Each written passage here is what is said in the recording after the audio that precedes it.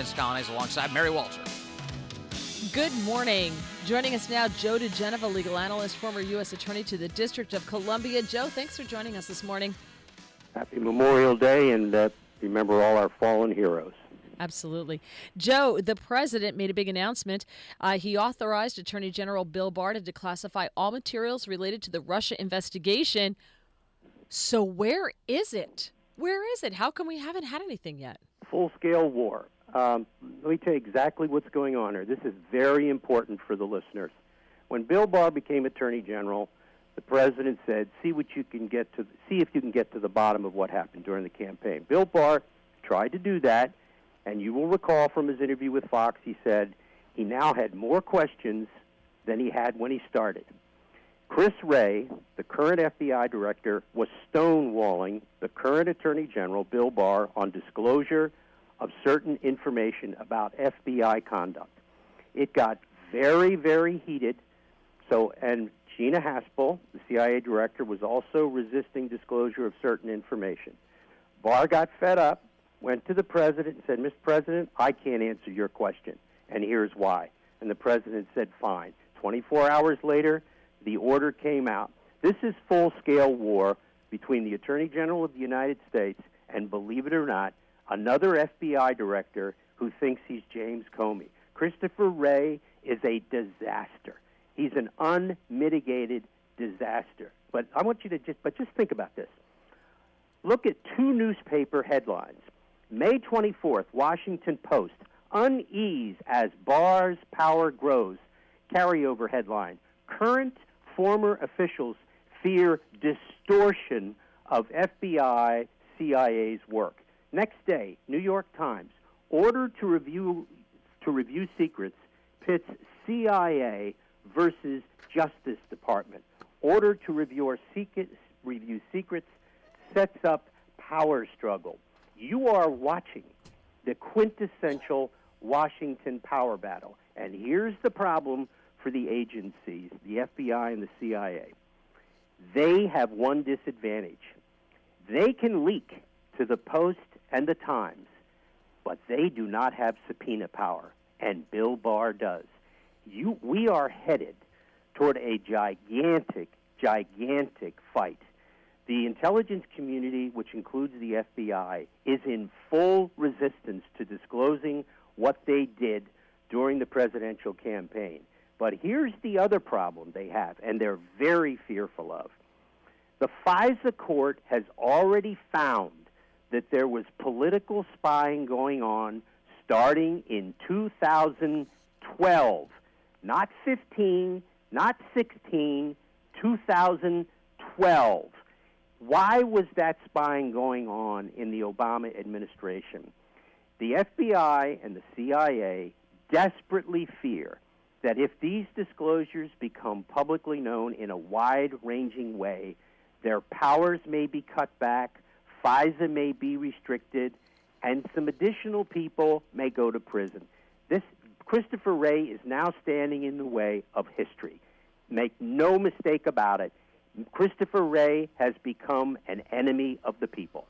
Joe, you're saying some pretty big things, and the one, of course, that you obviously acknowledge is the biggest is this battle between the FBI director, Christopher Wray, and Bill Barr. Can you give us any more sense of this? You said that this is a fight that took place 24 hours prior to the president granting Bill Barr the authorization to declassify? It took place over a number of weeks, but the Attorney General was unable to get the information that he needed to answer the questions of the President of the United States. Remember what this is. This is the President of the United States asking his new Attorney General with full power to find out what went on. The FBI director is saying, no, you're not going to be able to find out all that's going on. So that happened over a period of time, and eventually, Bill Barr is a very serious lawyer. He's not the kind of guy who loses his temper. This was not the sort of thing where there would be a blow-up. This would be, fine, Chris, if that's what you want. I'm just telling you, this is my impression from everything that I know. I've not discussed this with Bill Barr or Christopher Wray, but let me tell you something. I came to Washington in 1967. I haven't left. I know what I know. And what's going on now is a battle royal, not between Bill Barr and Chris Wray per se, although that is happening. It is a fight between accountable government, between agencies that have resisted for years and succeeded in not being accountable. They've met their match. An attorney general who not only is smart, but who used to work at the CIA, who is a litigator, and who has subpoena power. If these people resist, if they get to the point where they will not, for example, listen to this. Now, just think about this, if you will, for a minute. The New York Times, in its story, and the Washington Post, in its story, going crazy over this power being devolved to Barr, say that one of the things that the CIA is really worried about is that their key informant, who's very close to Vladimir Putin, may be revealed. Okay, now just ask yourself this question. If you really thought that this source was so important, would you tell the New York Times Bingo. and the Washington Post? Do you think that Putin and his people don't know at this point who that person is, since there are already stories written about it in 2018? This is so stupid what the agency and the FBI are doing. They are literally at war with the President of the United States and his Attorney General. This is unbelievable. And, I tell people, read your papers carefully, and you've got to follow this. This is as big as it gets in a democracy. Joe, on whom were they spying in 2012? I want to go back to the FISA warrants. You said the FISA warrants go back to 2012. No, these are not FISA warrants. Not FISA warrants. That's the scandal. These are not FISA warrants. Okay. What these are illegal access to NSA databases about American citizens. They are called Section 702 queries. 702 is a section of the National Security Act which allows searches under FISA for certain information about Americans. But it must be minimized and it must be kept very, very secret. In fact, those inquiries made by 4 FBI contractors were illegal. Those queries were made about Americans. Those queries were used to unmask Americans. Those queries were then used to use the unmasked information to leak information to the press about Americans. This is what they really fear. Joe, want to talk to you about FISA warrants, though, and something that was said by Sheila Jackson Lee back in December of 2018. She was apparently off her meds that day. Yeah, well, we're going to talk about it coming up. Don't go anywhere. We're joined by Joe DiGenova, legal analyst, former U.S. Attorney to the District of Columbia. Joe, Sheila Jackson Lee, during a December 2018 House Judiciary Committee hearing with former Attorney General Loretta Lynch, was asked about some FISA warrants. And she talks about Carter Page, George Papadopoulos, Paul Manafort, Michael Flynn, and says one thing that all of these persons had in common was that each was the subject of a FISA court investigation, which we now know, and all were directly connected to Trump. Loretta Lynch replies, yes. Now, we never knew that anyone other than Carter Page had FISA warrants taken out against him. So there were 4 now that we know about. Don't conclude that. First of all, you have 2 dumb people talking to each other. You have Sheila Jackson Lee, who is a total idiot and who really is a very, very disturbed person. I mean, her brain is just... But also Loretta Lynch, who could be the dumbest attorney general in the history of the United States. Do not... what they may have been referring to unwittingly are what I just discussed. Illegal surveillance on some of these people by these queries. What happens is when you go into a 702 database, you get everything. Phone calls, text messages, emails, everything. Remember, the National Security Agency scoops up everything. And by the way, they have Hillary Clinton's 30,000 deleted emails at NSA, if anybody wants to get them. And I'm sure that Huber and John Durham are going to get them. Here's the deal. We don't know if there were other FISAs. We do know that there was extensive illegal spying by going into these databases at NSA. What probably they're referring to is that these other people, other than Carter Page, were spied on by using NSA databases without authority, by using contractors. And by the way, Adam Schiff knows all of this. That's why he is fighting so desperately to have everybody stop.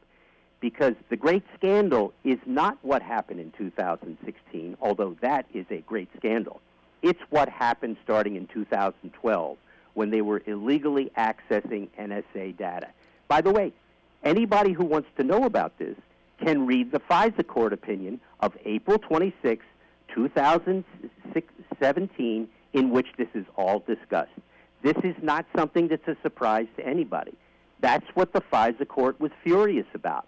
That's why they reprimand, and that's why Ash Carter and James Clapper tried to fire Mike Rogers, the head of the NSA, who discovered all of this and revealed it to the FISA court. This is what Schiff and the Democrats are fighting against. They fear desperately that what will happen is all of this illegal spying from 2012, which nobody has reported on except Marketplace and Sundance, the conservative treehouse, they will find out, and it will become a much bigger story. Now, of course, the press will be totally disinterested in this, and that's why what Barr is doing is so important, because the legal conclusions that he reaches will be history. Joe, you said those 2012 FISA abuses were the source of leaks to the press. These are not FISA abuses. These are NSA database abuses. Okay. And okay, so I'm sorry, but you mentioned FISA powers though when you were explaining it. No. Yes, you're right. It's under that statute that you are allowed to make these inquiries if you have a proper footing. Just making sure I heard you correctly. Okay, so when those 2012 abuses you said were used as a pretext to leak information to the press, who were they targeting, the 2012 abuses? Politicians, opponents of the Obama administration. How do you think Samantha Power got 250 names? How do you think she was able to seek the unmasking of that many people? She says it wasn't she that did it. She says someone did it in her name. Now, who do you think made 250 queries of NSA databases in her name? Mm-hmm. It was the 4 contractors who were working for the FBI, read James Comey, who were unauthorizedly accessing NSA databases. That's the scandal. That's what this is about. That's where Samantha Power's 250 names came from, the people who were the contractors working for the FBI. There's a big lack of curiosity about contractors using government officials' names to access information like that. So now that Bill Barr has this power that the president has extended to him to declassify all of this information, what's at the top of your wish list for him to go after first? Well, he needs to put John Carlin in the grand jury right after Mike Rogers. The former head of NSA, Mike Rogers, is the American hero in this entire story. It is he who revealed the illegal spying, which started in 2012. It is he who went to the FISA court, and it is he that John Carlin, Ash Carter, and James Clapper tried to get fired for going to the court. I would put Mike Rogers in the grand jury first as a friendly witness, and then the next witness would be John Carlin, the former head of the National Security Division of the Justice Department. Nobody knows who he is.